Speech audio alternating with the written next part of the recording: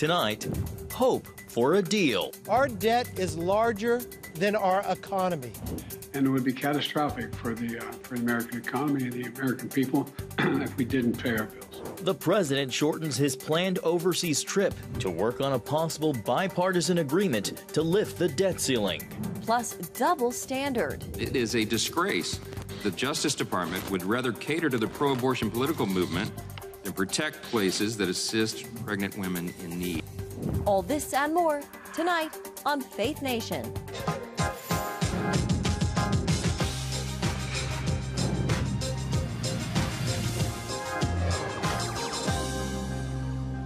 President Biden en route to Japan, literally thousands of miles apart from Beltway politicians, yet inching closer to a possible debt deal. Welcome to Faith Nation. I'm John Jessup. And good evening in Washington. I'm Jenna Browder. The United States treading water as the president and lawmakers negotiate a debt deal. They now have just 2 weeks before the country defaults on its debt. And at this point, still no compromise, despite the latest high-level White House meeting yesterday. And even as the president heads to Asia, it sounds like progress is being made. CBN Capitol Hill correspondent Matt Galka has our top story. Matt? Well, John and Jenna, President Biden left for Japan today, and he's also cutting the diplomatic trip short due to those debt ceiling negotiations. His staff will try to hammer out a deal with House Speaker Kevin McCarthy, and Biden hopes to have a positive report when he returns on Sunday. I'm confident that we'll get the agreement on the budget, that America will not default. And every leader in the room understands the consequences if we fail to pay our bills. In an attempt to ease fears and possibly reassure some skittish investors, the president said the country won't default on its debts and the economic impact would be limited. One of the sticking points has been a Republican-backed expanded work requirement for welfare programs. I'm not going to accept any work requirements that's going to impact on medical health needs of people. I'm not going to accept any work requirements that go much beyond what is already. Well, I voted years ago for the work requirements that exist. But it's possible there could be a few others, but not anything of any consequence. Moments after the president finished his remarks, Republicans stood together in a rare bicameral news conference at the Capitol. House GOP members stood with senators supporting the speaker's push for spending cuts in order to raise the debt ceiling. They blasted the president's unwillingness to negotiate until the very last moment. We passed our own bill. We never would have had a meeting had we not raised the debt ceiling ourselves. We put an idea of how to do it.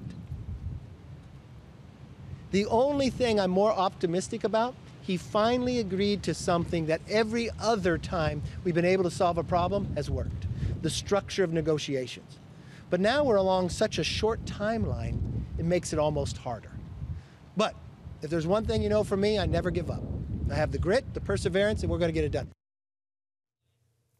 Speaker McCarthy says striking a deal by Sunday when the president returns from his trip is, quote, doable. The streamlined process now involves two top White House budget negotiators talking with Louisiana Congressman Garrett Graves, McCarthy's choice to lead the debt talks. John, Jenna.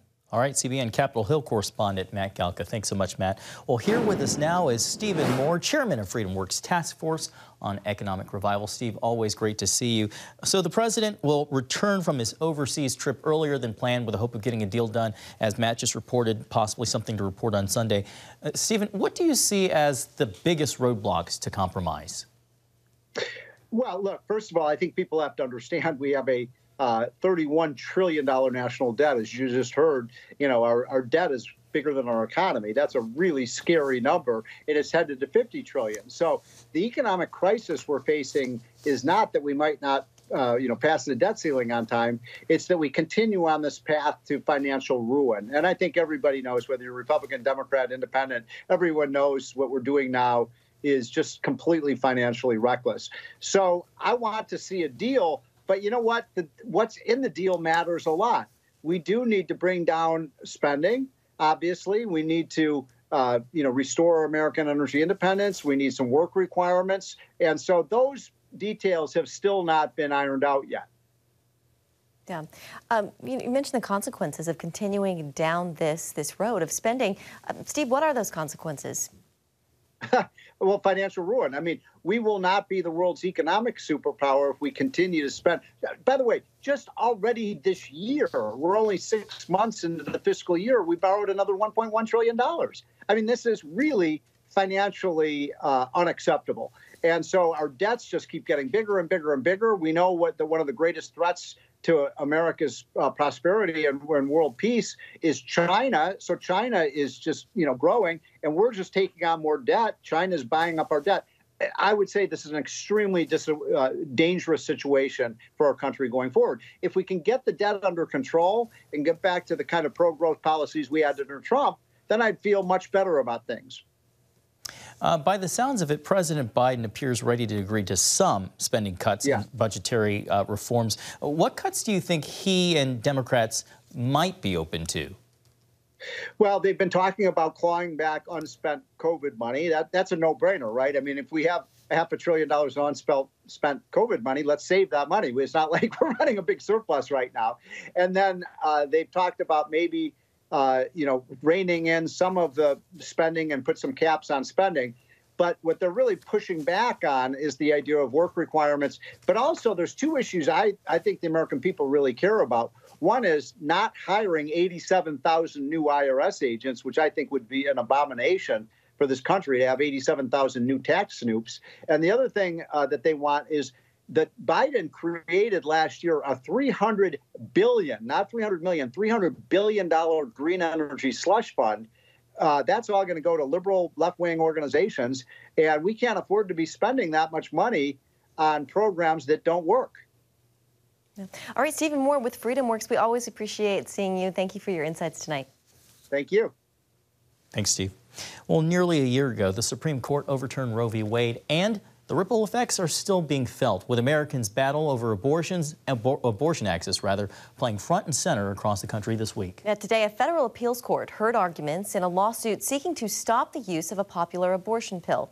And a new round of states are set to consider bans after lawmakers in North Carolina overrode the governor's veto of a bill restricting the procedure. CBN's Caitlin Burke brings us a look at where things stand in America's ongoing battle over abortion. At least 15 states have moved to either ban or curtail abortion services in the last 11 months. North Carolina remained as one of the few states with fewer restrictions until Tuesday, when the Republican-led legislature pushed through a 12-week abortion ban. The House has overridden the governor's veto and the bill becomes law. That law is the Care for Women, Children, and Families Act. Beginning July 1st, abortion access drops from 20 weeks to 12, with exceptions in cases of rape or incest or when the life of the mother may be at risk. It also paired that protection for the unborn with $160 million earmarked for programs to support moms and families all across the state. Other states are considering similar measures. In Nebraska, a bill banning gender-affirming surgeries for minors and restricting abortions after 12 weeks is set for a final vote. We owe it to kids to let them grow up so they can make these decisions as adults. If you vote for this, you will have buckets and buckets of blood on your hands. Lawmakers in South Carolina are debating a 6-week abortion ban. And if that becomes law, it would nearly wipe out abortion access in the South. Katie Daniel, state policy director for Susan B. Anthony Pro-Life America, says life is winning. Lawmakers in South Carolina are looking at their neighbors. They're looking at my home state of Florida, which passed a heartbeat law this year. They're looking at North Carolina with a 12-week law. Even Virginia considered a 15-week law this year, and we hope to see them do that again. As states continue to debate these restrictions, on the federal level, the fate of the popular abortion pill mifepristone once again rests with the U.S. Fifth Circuit Court of Appeals. The FDA calls the drug a safe way to terminate a pregnancy. Anti-abortion groups, though, argue the agency didn't follow protocol in approving the pill, making it unsafe. When they originally approved the drug, they didn't follow the federal requirements that say before you can approve drugs for minors, you have to actually study the effects of these drugs on minors. The outcome of Wednesday's hearing could determine whether the drug remains on the market. The American people deserve better than a politically driven agency that's just trying to get outcomes favorable to its friends in the abortion industry.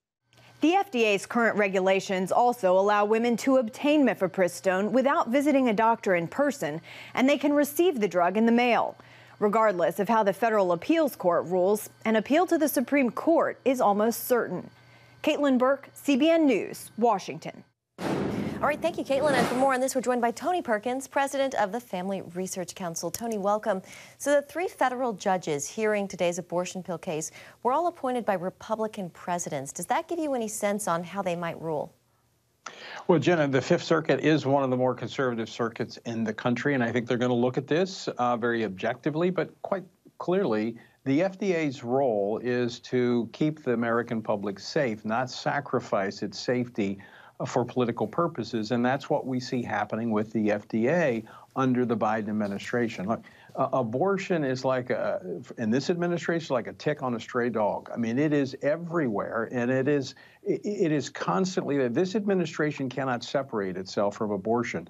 But it's interesting, as you were just talking about, the March for Life is continuing all across the country now that the court has turned this back into the hands of lawmakers to make the decision. And I think that's where the American people are. On the heels of some successful Republican primaries, former President Trump says Governor Ron DeSantis is losing women voters over Florida's state 6-week abortion ban. Tony, with DeSantis expected to officially enter the race soon, do you see this as a potential proxy battle that really shines the light on the consternation within the Republican Party when it comes to abortion? Not really. I mean, look, I think that I met recently with former President Donald Trump to talk about this issue of life, and I think he's right on the issue. I think his comments there are driven more by political motivation than it is his understanding of the importance of life. Look, all life, is deserving to be protected. We're talking about babies when they have a heartbeat. If a baby has a heartbeat, it's alive. It ought to be protected. If a baby feels pain and it's sucking its thumb, it ought to be protected. That's what we're talking about. I don't think this hurts Ron DeSantis at all. I think it's a very safe position for him in Florida.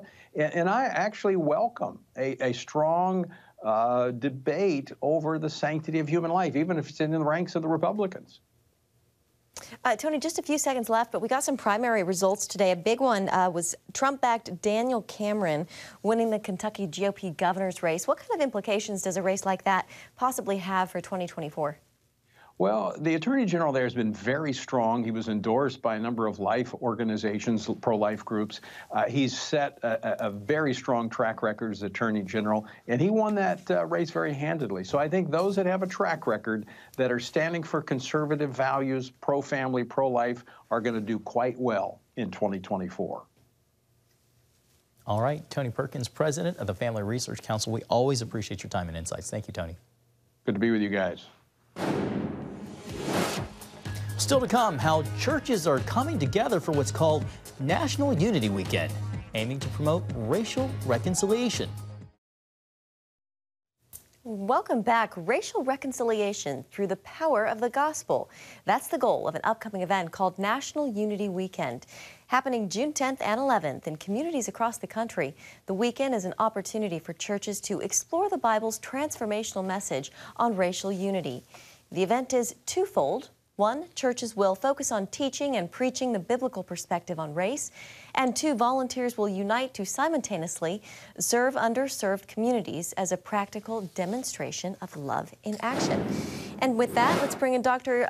Derek Greer, Bishop of Grace Church in Dumfries, Virginia. Bishop Greer, welcome. Good to have you with us this evening. Thank you for having me. Let's start with, what is the biblical perspective on race, and is the church living it out? Yeah, well, a lot of folks would be surprised that much of the Bible's context had a lot to do with various ethnic groups coming together. The Jews, particularly every Jewish male, would pray every morning and thank God that he wasn't a female, thank God that he was not a Gentile. So with that, when, the church began to develop, God had to deal with some really strong attitudes on both sides. Gentiles didn't like Jews, Jews didn't like Gentiles. But by the grace of God, God tore down the wall of partition, if you will, and did marvelous things in the hearts of the early church. So it was a very real issue in the first century, and the gospel conquered it. Likewise, today, I believe the gospel has power to overcome this issue. Yeah, you know, their vivid tales or vivid stories about Peter and I believe it was Cornelius. Yeah. Bishop, can you talk to us about what National Unity Weekend will look like? I understand Saturday is being characterized as a Community Action Day and Sunday is Church Unity Day. Yes, and shout out to Operation Blessing. They have been absolutely wonderful. They are helping us feed people in 4 states, Maryland, Virginia, Washington, D.C. is actually not a state, but it's a city, as well as Texas. And we will be serving underserved or food insecure people in those areas, just trying to show them the love of Christ. But the big thing is what's going to happen on Sunday. What's going to happen on Saturday, again, church is going to get together. We're going to walk out this gospel. African Americans, Hispanics, white people, Asian people are going to serve the needy in the community. But on Sunday, what's going to happen across the United States is all the churches that support racial healing and reconciliation will be teaching from Galatians 3:28, where the Bible says there is neither Jew nor Gentile, there's neither slave nor free, male or female. We are all one in Christ Jesus. And the goal here is the church needs to lead and not just follow. There's a lot of criticism about what other organizations have done in this area and various perspectives that have now come to the fore. But if the church doesn't lead, we create a vacuum, and nature abhors a vacuum. And it's vital that we, get out front again and start leading on this issue. And the only way we're going to do that is if we begin to preach on this subject. So, I want you to imagine if every year, a pastor typically spends about 12 hours or so preparing for a message. Imagine if every year pastors across the nation began to relook at their New Testament and see what God says about this important subject of ethnicity and race. And then imagine if congregations heard their pastors speak into this issue. And instead of being informed by CNN, MSNBC, or Fox News, they're being informed by what the Bible says about this super, super important matter. Yeah, and that's that would be really what that transformational. weekend's all about. Yeah. Yeah. All right, Bishop Derek Greer with Grace Church, thank you so much for your time this evening, and best of luck with the event. It's going to be great. Thank you so much. Accusations the FBI is protecting abortion clinics, but turning a blind eye to violence against crisis pregnancy centers. Next on Faith Nation. Well, some House Republicans are accusing the FBI of a double standard. They say the Bureau is enforcing a law that protects abortion clinics. That same law is also used to guard pro-life clinics, but some say protection for those is hard to come by. Well, the House Judiciary Subcommittee recently focused on crimes against pro-life clinics and churches, probing why prosecution against their attackers isn't nearly as swift. George Thomas reports. Last Wednesday, when Bob Perron saw 3 decapitated animals in front of this pro-life clinic, his first thought? I would call it some kind of ritualistic attack. Perron, who heads the Catholic-run JMJ Pregnancy Center in Orlando, told CBN's Faith Wire that he was shocked when he saw the remains of the animals in front of the building. There was a huge chicken with its head cut off. There was another huge bird with its head cut off, and then a baby lamb that had been decapitated. The group Catholic Vote says 157 churches and 87 pregnancy resource centers and other pro-life organizations across the country have been attacked since the draft Supreme Court opinion proposing to reverse Roe v. Wade was leaked in May 2022. And these attacks have included firebombings and vandalism that includes phrases written in graffiti like, quote, "If abortions aren't safe, neither are you." It included smashing of windows, targeted online harassment, protesters threatening violence outside pregnancy resource centers and churches, and many other acts. On Monday, Republicans on the House Judiciary Subcommittee held a hearing accusing the Biden administration and the Justice Department of using the Freedom of Access to Clinic Entrances, or FACE Act, to unfairly target pro-life activists for prosecution. Let me tell you what that is. That is called selective prosecution in violation of the Constitution. You cannot make prosecutorial decisions because you want to make an example out of somebody who's a well-known anti-abortion or pro-life activist. Among those who testified was pro-life activist Mike Hawk, who was arrested in front of his 7 children last fall during a pre-dawn raid on his home by armed FBI agents for allegedly violating the FACE Act. A jury found him not guilty of the federal charges earlier this year. They show up at your house, 20 agents, guns drawn, in front of your family, in front of... Why do you think they did it? The intention was to humiliate me, to scare my children, and to instill fear in pro-life America. The FACE Act, among other things, makes it a crime to cause damage or destruction to a reproductive health care facility or place of worship. Despite the hundreds of attacks against churches and pro-life facilities since last year's abortion ruling, the Justice Department has brought only 4 indictments under the FACE Act against pro-abortion activists, compared to the 26 pro-life activists allegedly facing similar violations. The Biden administration has shown a clear double standard of enforcing the FACE Act in a way that protects pro-abortion activists and facilities while substantially ignoring attacks on pro-life advocates, facilities, and churches. And it is a disgrace that the Justice Department would rather cater to the pro-abortion political movement than protect places that assist pregnant women in need. George Thomas, CBN News. Thanks, George. Coming up, a full circle moment for a World War II vet, putting him back center stage. Next on Fake Nation.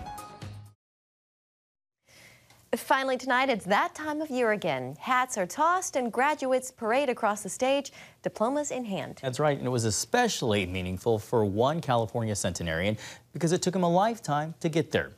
Fred Taylor walked across the stage with his diploma for Cornell College in hand, 80 years after earning his degree back in 1943.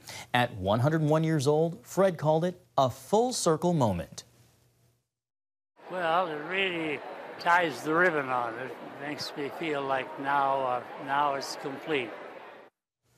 Fred missed his graduation to join the Army Air Reserve after Pearl Harbor. The World War II vet later earned a master's degree and was a longtime music teacher before retiring. And I'd have to say, at 100 years old, 101, he looks great. I was just thinking the same thing. I hope I look that good. And plays Wordle every day. Good for him. Staying Thanks so much for watching. Have a great night.